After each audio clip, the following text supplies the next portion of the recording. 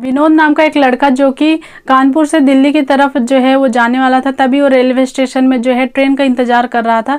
तभी जो है वो उसके सामने एक जो है वो लड़की बैठी हुई दिखी, जिसको बहुत कमज़ोर सी दिख रही थी और काफ़ी दुखी दिख रही थी। तब उसको याद आता है कि ये लड़की तो और कोई नहीं, जिससे 4 साल पहले उसका तलाक हुआ था, उसकी तलाकशुदा पत्नी है। और जब उसको इस हालत में देखता है तो काफ़ी ज़्यादा दुखी हो जाता है। और इनका तलाक कैसे हुआ और कैसे इस तरीके से इनका जो है मेल मिलाप हुआ, क्या हुआ कहानी के अंत में, चलिए वीडियो को स्टार्ट करते हैं और बताते हैं पूरी कहानी। वीडियो स्टार्ट करने से पहले अगर चैनल पर नए हैं चैनल को जरूर सब्सक्राइब कर लीजिएगा और वीडियो अगर अच्छी लगी तो लाइक और शेयर भी कर दीजिएगा। ये कहानी जो है ये इनकी जो है शादीशुदा ज़िंदगी, विनोद नाम का एक लड़का जिसकी मीरा नाम की एक लड़की से जो है वो शादी होती है। काफ़ी अच्छा जो है इनका जो है शादीशुदा ज़िंदगी चलती है। पर यहाँ पे मीरा की जो माँ रहती है उसको हमेशा जो है अपने ससुराल पक्ष में भिड़ाने का काम करती थी और हमेशा जो है उसको भिड़ाती थी। वहीं पे मीरा के भैया और भाभी भी इस तरीके से उसका इसी में काम में जो है वो हकदार बनते थे और इसी तरीके से उसको भिड़ाते थे। आए दिन जो है उसको किसी न किसी बात में लड़ने के लिए, उकसाने के लिए कहते थे। यहाँ पे यही बातें जो हैं वो मीरा की माँ हमेशा कहती कि अपने पति को जो है वो तुम अलग करके रखो, अपने सास ससुर से जो है वो अलग करके रखो। जबकि विनोद इस विषय में जो है हमेशा मना करता और मैं बोलता कि मैं अपने माता पिता को कभी नहीं छोड़ूंगा, तुम इस विषय में फालतू में जो है वो लड़ने का प्रयास मत करो। और इसी विषय में इनका जो है काफ़ी झगड़ा होता है और एक दिन जो है मीरा के माँ के मन का हो गया और दोनों का जो है वो तलाक हो गया। तलाक होने के बाद जो है वो दोनों अपने अपने रास्ते हो गए। और यहाँ पे जो है विनोद जो है एक सॉफ्टवेयर इंजीनियर था और यहाँ पे कानपुर में ही वो नौकरी करता था। नौकरी करने पे इस तरीके से वो अपने माता पिता को भी देख रेख करता और अकेला जो है वो अपने माँ बाप का संतान था, तो इसके लिए पूरा वो ध्यान देता। पर इस तलाक से उसको काफ़ी ज़्यादा धक्का लगा था और उसकी माँ जब भी कहती कि तुम दूसरी शादी कर लो तो वो कहता कि मुझे अब शादी ब्याह में कोई इंटरेस्ट नहीं है और ना ही मैं शादी ब्याह करने वाला हूँ। इस तरीके से जो है वो इनकी ज़िंदगी बीत रही थी। पर एक दिन जब दिल्ली वो जा रहा था, रेलवे स्टेशन में बैठा हुआ था, तभी देखता है कि सामने मीरा बैठी हुई है। उसको एक बार में जो है वो पहचान नहीं पाया था क्योंकि उसकी हालत बहुत बुरी हो चुकी थी और उसकी जो है उसको देख के ऐसा पहचान में ही नहीं आ रहा था कि वो मीरा है। तब उस पास में जाता और कहता है कि क्या तुम मीरा हो, इस अवस्था में कैसे बैठी हुई, बहुत कमज़ोर दिख रही हो और बहुत जो है ख़राब स्थिति में तुम बैठी हुई हो, मुझे तो लगा तुम दूसरी शादी कर ली होगी, काफ़ी ऐसे आराम से होगी। तब वो कहती है, देखती है और कहती है जो है कि ये मेरे जो है कर्मों का फल है और यही मेरे साथ होना चाहिए। इस तरीके से कह के काफ़ी ज़्यादा रोने लगती है और कहती है, विनोद मैंने तुम्हारे साथ बहुत गलत किया, पर मैं तुमसे दोबारा मिलने का प्रयास करती थी, पर मेरा जो है वो मेरे ऐसे जो कर्म थे उसके वजह से मैंने तुमसे मिलने का प्रयास तो किया पर हिम्मत नहीं जुटा पाई कि जिसके कारण मैं तुमसे मिल पाऊँ। अब मेरी माँ और भाई के कारण जो है मेरा घर टूट गया, मेरे जो है वो तलाक हो गई। इतने अच्छे तुम थे पर मैंने तुमको जो है वो नहीं बख्शा और तुमसे तलाक ले लिया और इसी का नतीजा आज मुझे जो है वो भुगत रही हूँ। तब वो जो है वो कहता है कि ठीक है तुम रो मत, तुम जो है वो जो कुछ हुआ उस चीज़ को जो है वो भूल जाओ। तब वो कहती है कि नहीं, ऐसी अवस्था जो है मेरी हुई, कैसे हुई वो तो मैं तुमको बता के ही रहूँगी। तब वो कहता है कि इतने में जो है वो ट्रेन आ जाती है। तब वो कहते हैं कि देखो ट्रेन आ गई है, चलो मैं दिल्ली जा रहा हूँ, तुम कहाँ जा रही हो। तब वो कहती है कि मैं भी दिल्ली जा रही हूँ, मेरे पिताजी वहाँ रहते हैं। तब वो कह रहे थे कि तुम आओ यहाँ पे, मैं तुम्हारा इलाज करा पाऊँगा, जो है वो अच्छे से करा दूँगा। मेरी तबीयत बहुत दिनों से ख़राब है, पर मेरा भाई जो है वो मेरे पर ध्यान बिल्कुल नहीं देता। मेरे भाई और भाभी बहुत ख़राब हैं।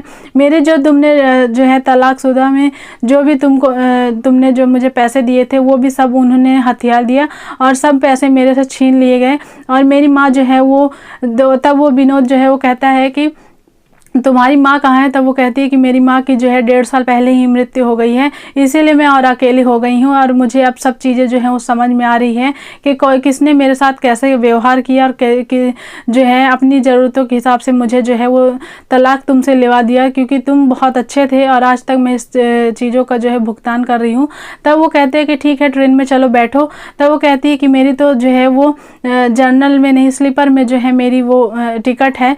तब वो कहते हैं कि चलो तुम मेरे साथ जो है वो इसी बोगी में बैठो, मैं टीटी से बात करके जो है तुम्हारा टिकट इसी में करा देता हूँ। तब वो दोनों जो है वो साथ में बैठते हैं और फिर जो है अपना एक दूसरे का हाल बताते हैं। तब वो कहती है कि तुमने तो दूसरी शादी कर ली होगी। तब वो कहता है कि मुझे दूसरी शादी में कोई इंटरेस्ट नहीं था और ना मैं शादी जो है उसने किया, मुझे एक ही शादी में सब कुछ मिल गया, जो कि मैं नहीं सोचा था कि ऐसा कुछ होगा। मुझे अब शादी ब्याह में कोई भरोसा नहीं रह गया है। तब वो कहता है कि तुमने तो शादी कर ली है, तुम्हारे मांग में सिंदूर भी है और गले में मंगलसूत्र भी है। तब वो कहती है कि मुझे जब एहसास हुआ तब मैंने ये लगाना चालू कर दिया और मैं भी ये सोच के वो की थी कि अब जब जितने दिन जीना है तो तुम्हारे नाम का ही बन के रहूँ और तुम्हारे नाम से ही जीऊँ और मर जाऊँ, और मुझे दूसरी शादी नहीं करनी थी। मेरी माँ ने मुझे बहुत जो है तुम्हारे जो है ससुराल के उसमें बहुत भिड़ाया और मेरे भाई ने भी बहुत भिड़ाया और इसी कारण से मैंने तुमसे तलाक ले लिया। पर मैं इस सब चीज़ों से जो है उस चीज़ों को समझ नहीं पाई और आज मेरे भाई भाभी जो हैं वो रह रहे हैं, मेरे पर बिल्कुल ध्यान नहीं दे रहे हैं। तुमने जो पैसे दिए थे वो भी सब मुझसे उन्होंने छीन लिए हैं और देखो मेरी आज ऐसी अवस्था हो गई जिसके कारण मुझे जो है वो अपने पिताजी के पास जाके और दवाई करानी पड़ेगी। तो इस तरीके से जो है ऐसे सफ़र में उनका जो है सारी बातें जो हैं वो कहीं हंसते कहीं रोते ही ऐसे ही सफ़र उनका कट गया। और जैसे ही वो दिल्ली पहुंचती है स्टेशन में, जैसे दोनों उतरते तब वो कहती है कि तुम कहाँ जाओगे। तब वो कहता है कि मेरी जो है वो एक नौकरी के विषय में इंटरव्यू है, मैं जा रहा हूँ दूसरे जो है एक होटल में रहूँगा। और वो कहती है कि मैं तो अपने पिताजी के पास रहूँगी। तब जैसे ही वो दोनों अलग अलग ऑटो पकड़ते हैं, इतने में एक दूसरे का नंबर लेते हैं और बोलते हैं कि जब भी एक दूसरे को बात करने का मन होगा तो दोनों बात कर लेंगे। और इसी तरीके से जो है वो दोनों एक दूसरे से चले जाते हैं। तब इधर जो है हॉस्पिटल में जब मीरा दिखाती है तो उसको डॉक्टर ने जो है वो एडमिट कर लिया था। और इधर जो है विनोद जो कि इंटरव्यू देने आया था, उसकी नौकरी जो है वो लग गई थी, काफ़ी खुश था। वो सोचता है कि ये बातें जो है वो मीरा को बतानी चाहिए और फ़ौरन ही मीरा को फ़ोन करता है। तब वो कहती है कि मैं तो एडमिट हो गई हूँ, डॉक्टर ने मुझे एडमिट कर लिया है। तब वो कहते हैं कि तुम्हें क्या हुआ है। तब वो कहती है कि बोले हैं कि कुछ बीमारी है जो कि 1-1.5 महीने मुझे यहीं रहना पड़ेगा एडमिट रह के। तब वो कहते हैं कि ठीक है, मेरी तो नौकरी लग गई है, मैं तो उससे मिलना चाहता हूँ। तब वो एड्रेस देती है हॉस्पिटल का और हॉस्पिटल में जैसे ही वो जाता है तो देखता है सामने मीरा के पिताजी जो हैं वो बैठे हुए थे। तब उनको देख के उनके पाँव छूता है और कहता है कि और पापा कैसे हैं। तब वो देख के जो है कहीं ना कहीं आश्चर्य हो गए थे, पर ये जैसे उसको ट्रेन में मिली और क्या सारी घटनाएं हुई वो अपने पापा से जो है ससुर हैं उससे बताता है। तब वो कहते हैं कि मैं इस सब चीज़ों में बहुत शर्मिंदा हूँ, मैंने बहुत प्रयास किया था कि तुम दोनों का जो है वो तलाक ना हो, क्योंकि मैंने ही तुम्हें ढूंढा था, मैं जानता था कि तुम अच्छे लड़के हो, पर ये माँ बेटी ने ऐसा काम कर दिया कि मैं इस विषय में बहुत शर्मिंदा हूँ। तब वो कहते हैं, तब विनोद कहता है कि इस विषय में आप क्या कर सकते हैं, जो ईश्वर को इच्छा जो थी वही सारी चीज़ें जो हैं वो हुई हैं। तब वो कहते हैं कि और मीरा जो है वो कैसी है। तब वो कहते हैं कि मीरा जो है 1-1.5 महीने अभी यहीं रहेगी।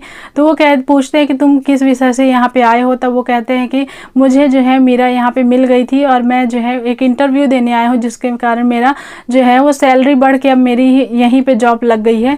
ये इस तरीके से वो जो है आए दिन मीरा के पास वो आता, कभी फल फ्रूट लेके आता, कभी कुछ लेके आता और उसका काफ़ी मनोरंजन करता, जिसके कारण मीरा ने बहुत जल्दी रिकवरी कर ली थी और जो है उसको जल्द ही जहाँ 1.5 महीने एडमिट करना था अब वो 1 ही महीने में छुट्टी ले लेते हैं। और दोनों लोग जो हैं जहाँ उसके पिताजी रहते थे, जो कि खुद का उन्होंने फ्लैट खरीदा था, वहाँ पे दोनों लोग रहते हैं। और यहाँ पे जो है एक दिन जो है वो जब बिल पेमेंट करना था हॉस्पिटल का तो विनोद ने ही किया था। तब उसके पिताजी ने मना किया कि बेटा मैं कर देता हूँ, बिल दे देता हूँ। तब वो विनोद कहता है कि ठीक है मैं दूँ या आप दें, बात तो एक ही है, कोई दिक्कत नहीं है यार, जो है मैं बिल पेमेंट कर दिया हूँ।